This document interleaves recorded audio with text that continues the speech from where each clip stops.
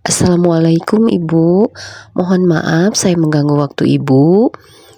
Saya ada tugas CGP untuk mewawancarai kepala sekolah dalam pengambilan keputusan ketika dihadapkan pada permasalahan dilema etika atau bujukan moral.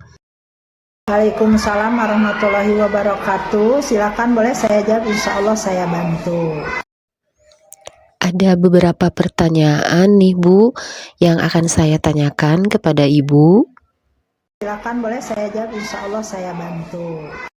Selama ini bagaimana Ibu dapat mengidentifikasi kasus-kasus yang merupakan dilema etika atau bujukan moral, Bu? Sebagai seorang pemimpin di sebuah instansi pendidikan, pasti akan beragam kasus yang akan dihadapi. Baik itu kasus yang keduanya benar, tetapi saling bertentangan, yang dikenal sebagai dilema etika. Ataupun kasus yang salah satunya benar dan yang lainnya salah. Kedua kasus tersebut harus dapat diidentifikasi dengan benar agar tidak ada kesalahan dalam pengambilan keputusan. Cara saya untuk mengidentifikasi yang mana dari kedua kasus tersebut adalah dengan memahami masing-masing kasus. Tentu saja untuk memahami kasus-kasus tersebut, saya harus berkomunikasi dengan pihak-pihak yang terlibat. Setelah permasalahan sudah dipahami, maka saya perlu melakukan beberapa hal untuk bisa memetakan apakah kasus tersebut merupakan bujukan moral atau dilema etika. Untuk itu perlu dibuatkan daftar pertanyaan identifikasi kasus. Syarat sebuah kasus merupakan dilema etika jika kedua masalah yang berbenturan tersebut tidak melanggar hukum dan serta norma-norma yang berlaku atau menimbulkan ketidaknyamanan dalam kehidupan bersosial. Jika kasus yang diidentifikasi lolos dari syarat-syarat tersebut, maka dipastikan kasus dilema etika, dan sebaliknya jika syarat-syarat di atas tidak terpenuhi, maka adalah kasus bujukan moral. Bagaimana Ibu menjalankan pengambilan keputusan di sekolah Ibu, terutama untuk kasus-kasus di mana ada dua kepentingan yang sama-sama benar atau sama-sama mengandung nilai kebajikan? Untuk kasus dilema etika, saya akan mempertimbangkan kedua hal yang sama-sama benar tersebut membenturkan faktor apa atau pihak mana. Apakah kepentingan perorangan atau banyak orang mengandung nilai-nilai kebenaran atau kesetiaan, rasa adil atau belas kasihan, ataukah berdampak untuk saat ini atau seterusnya. Kemudian langkah-langkah atau prosedur seperti apa yang biasa Ibu lakukan selama ini, Bu? Suara hati dan nalar harus sejalan untuk memilih kebenaran yang paling kecil mudaratnya dan besar manfaatnya.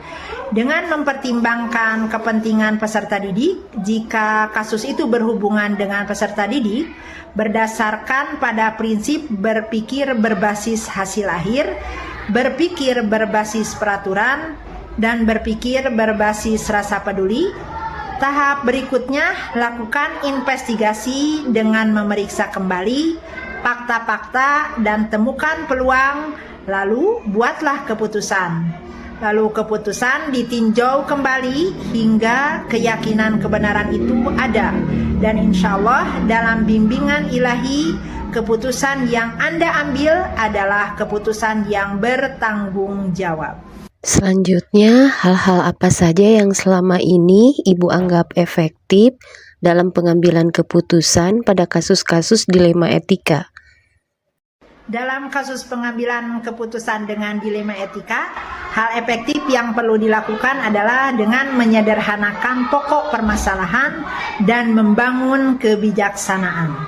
Kemudian, hal-hal apa saja yang selama ini merupakan tantangan dalam pengambilan keputusan pada kasus-kasus dilema etika? Hasil keputusan yang diambil mungkin akan ada pihak-pihak yang tidak dapat menerima sepenuhnya. Proses untuk dapat memahamkan sebagian orang untuk secara ikhlas menerima dan menjalankan keputusan menjadi sebuah tantangan, serta untuk tetap istiqomah dalam menjalankan keputusan yang sudah disepakati. Selanjutnya, apakah Ibu memiliki sebuah tata kala atau jadwal tertentu dalam sebuah penyelesaian kasus dilema etika? Apakah Ibu langsung menyelesaikan di tempat atau memiliki sebuah jadwal untuk menyelesaikannya? Kemudian bentuk atau prosedur seperti apa yang Ibu jalankan? Tidak ada jadwal tertentu dalam menyelesaikan sebuah kasus. Prioritas kasus mana yang perlu diselesaikan secepatnya tergantung dari jenis kasus dan pentingnya kasus tersebut diselesaikan secepatnya agar tercipta lingkungan yang sehat, kondusif untuk semua warga sekolah. Kemudian, adakah seseorang atau faktor-faktor apa yang selama ini mempermudah atau membantu Ibu dalam pengambilan keputusan dalam kasus-kasus dilema etika? Komunikasi yang baik dengan semua warga sekolah, pengelolaan emosi yang baik, dan pemahaman tentang teori pengambilan keputusan sebagai seorang pemimpin menjadi faktor yang mempermudah dan membantu dalam pengambilan keputusan. Dari semua hal yang telah disampaikan, pembelajaran apa yang dapat Ibu petik dari pengalaman Ibu mengambil keputusan dilema etika? Dalam mengambil sebuah keputusan, maka mengidentifikasi jenis kasus harus bisa dilakukan lebih awal dengan melakukan pengujian-pengujian. Lalu, lakukan pengujian benar, lawan benar untuk dapat menentukan paradigma apa yang akan kita pilih, sehingga keputusan bisa diambil sesuai dengan prinsip-prinsip yang tidak merugikan siswa. Terima kasih Ibu atas jawaban dan bantuan Ibu. Semoga dari wawancara ini saya mendapatkan inspirasi dalam mengambil sebuah keputusan dilema etika dengan memperhatikan nilai-nilai kebajikan. Saya izin pamit Ibu. Assalamualaikum warahmatullahi wabarakatuh. Assalamualaikum Pak. Waalaikumsalam Ibu, selamat siang. Ada yang bisa saya bantu? Selamat siang juga Pak, mohon maaf saya mengganggu waktu Bapak. Saya ada tugas Pak dari CGP untuk mewawancarai kepala sekolah dalam pengambilan keputusan ketika dihadapkan pada permasalahan tentang dilema etika dan bujukan moral Pak. Ada beberapa pertanyaan nih Pak yang akan saya tanyakan kepada Bapak.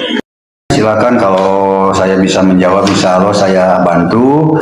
Bagaimana Bapak mengidentifikasi kasus-kasus yang merupakan dilema etika atau bujukan moral, Pak? Mungkin Ibu dari pengidentifikasian kasus-kasus yang berhubungan dengan dilema etika dan bujukan moral, diantaranya satu, saya sebagai kepala sekolah mengidentifikasi siapa yang menghadapi dilema itu. Yang kedua, setelah mengidentifikasi dilema, saya selaku kepala sekolah mengidentifikasi nilai-nilai kebajikan yang mendasar yang bertentangan. Lalu yang ketiga, setelah mengidentifikasi, kami juga mencari pola paradigma yang akan digunakan.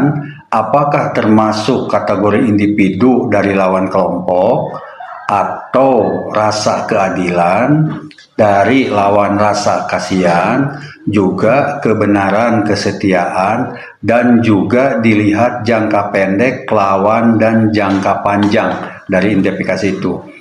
Yang selanjutnya, yang keempat, setelah mengidentifikasi, saya selalu mengambil keputusan dengan menggunakan satu atau beberapa prinsip pengambilan keputusan, yaitu prinsip berpikir berbasis hasil akhir, berpikir berbasis peraturan, dan atau berpikir berbasis rasa peduli. Pertanyaan selanjutnya, Pak, bagaimana Bapak menjalankan pengambilan keputusan di sekolah Bapak, terutama untuk kasus-kasus di mana ada dua kepentingan yang sama, kepentingan yang benar atau sama-sama mengandung nilai kebajikan? Oh ya, terima kasih Ibu. Mungkin dari pertanyaan itu yang Ibu ajukan, yang pertama dalam pengambilan keputusan dari pertanyaan yang Ibu ajukan, yaitu satu, saya sebagai kepala sekolah mengenali dulu nilai-nilai yang ada di sekolah. Kedua, keputusan biasanya dipandu atau mengarah kepada nilai-nilai inti yang dijadikan acuan di sekolah, seperti karena sekarang musim tentang P3, kami akan melihat dari integrasi, keadilan, kebersamaan, juga kepentingan siswa. Karena akan kalau melihat kepentingan siswa akan melihat tentang berwawasan global dan kepentingan bersama mungkin, serta ada kebinekaan di sini mungkin dari permasalahan itu. Yang kedua, mungkin kami akan mengumpulkan fakta-fakta yang relevan dari situasi atau masalah ini. Setelah itu, kami yang nomor 3, ada pengujian benar atau salah.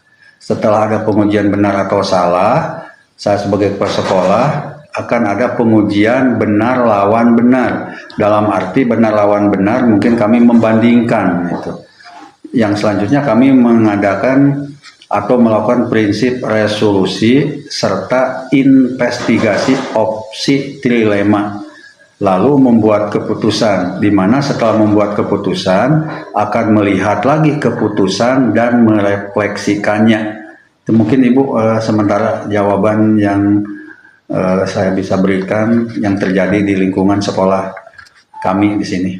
Nah, kemudian untuk langkah-langkah atau prosedur seperti apa yang biasa Bapak lakukan selama ini?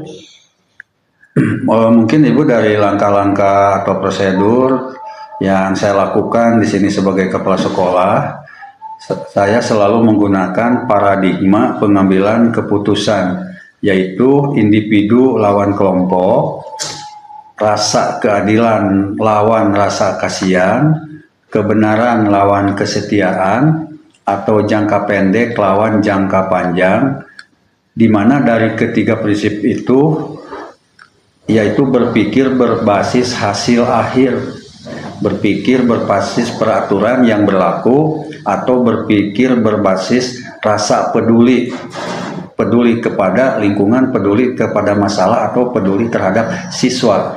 Serta kita selalu dalam pengambilan keputusan itu mengadakan pengujian keputusan itu. Jadi ditinjau lagi dari sebuah keputusan itu. Mungkin itu seperti itu kalau Bu secara sederhananya. Ya, terima kasih Bapak. Untuk selanjutnya, hal-hal apa saja yang selama ini Bapak anggap efektif dalam pengambilan keputusan pada kasus-kasus dilema etika, Pak?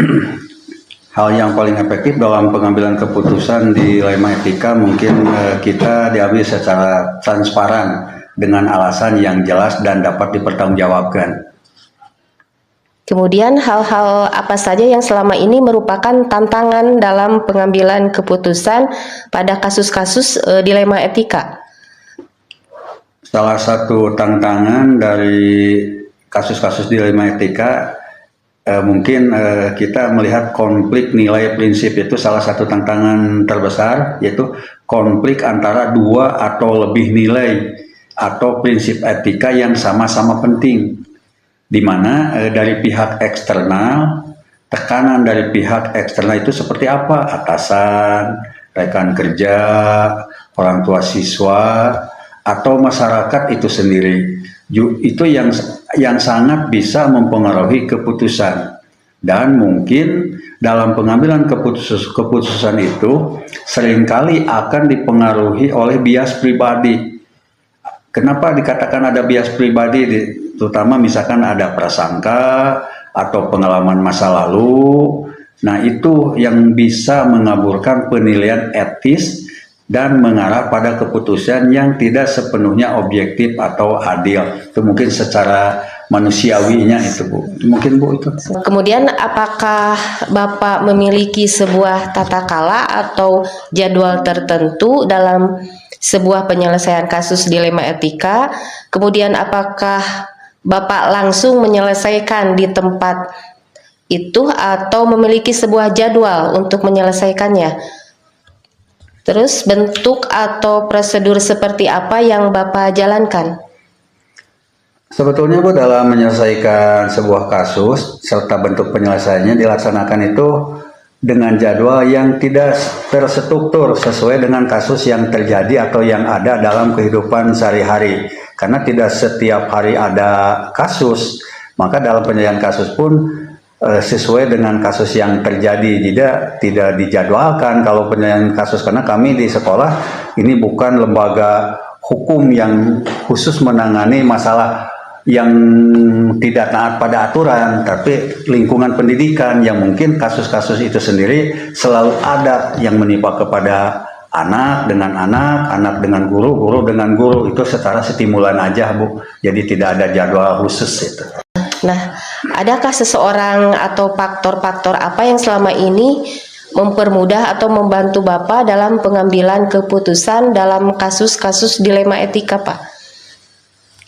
Ya mungkin, Bu, masa itu dengan adanya prinsip etika yang berdasarkan pada nilai-nilai kebajikan, kebaikan secara universal, di mana disepakati dalam lingkungan pribadi yaitu sekolah atau lingkungan profesi. Lingkungan pribadi yaitu lingkungan anak di rumah atau guru di rumah maupun lingkungan profesi yaitu sekolah itu sendiri.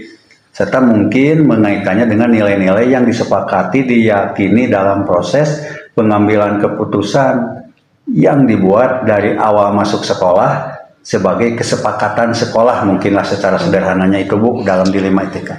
Jadi tetap dengan bermusyawarah dulu ya Pak ya? Musyawarah. Dari semua hal yang telah disampaikan, pembelajaran apa yang dapat Bapak petik dari pengalaman Bapak dalam mengambil keputusan dilema etika, Pak? Yang pertama, sebagai saya kepala sekolah, menjadi pendewasaan bagi kepala sekolah serta pengalaman dalam mengelola sekolah serta memberi contoh kepada guru-guru secara langsung. Dan selain itu, kami dalam pengambilan keputusan bisa melakukan kolaboratif yang dapat menghasilkan solusi yang lebih bijaksana dan adil, mungkin, Bu. Serta keputusan itu akan secara etis mungkin menantang. Maka akan ada hasil jangka panjang, seringkali lebih memuaskan, dan juga akan membawa kepuasan moral sebagai kepala sekolah, sebagai pendidik, sebagai tenaga pengajar mungkin. Yang kepuasan moral itu yang mungkin yang lebih besar, serta yang paling utama ada transparansi atau keterbukaan dalam proses pengambilan keputusan dan kemampuan untuk mempertanggungjawabkan keputusan itu sendiri. Itu mungkin, Bu. Ya, terima kasih Bapak atas waktunya. Apa yang Bapak sampaikan mudah-mudahan menjadi inspirasi bagi saya ya Pak ya. Mungkin untuk wawancara kali ini saya cukupkan sekian. Terima kasih atas bantuannya, Pak. Assalamualaikum, Pak. Ya, sama-sama Ibu. Saya juga mengucapkan terima kasih atas kedatangan Ibu ke SD Sukanegla 4. Mungkin menjadi menambah ilmu dan menambah silaturahmi. Mudah-mudahan Ibu sebagai guru penggerak bisa memberi elaborasi dalam sekolah kami, khususnya di SDN 4 Sukanegla, dan mungkin di sekolah Ibu sendiri di SDN 1 Sukanegla. Selamat bagi Ibu, sehat, sukses selalu. Assalamualaikum warahmatullahi wabarakatuh. Amin ya rabbal alamin. Waalaikumsalam warahmatullahi wabarakatuh.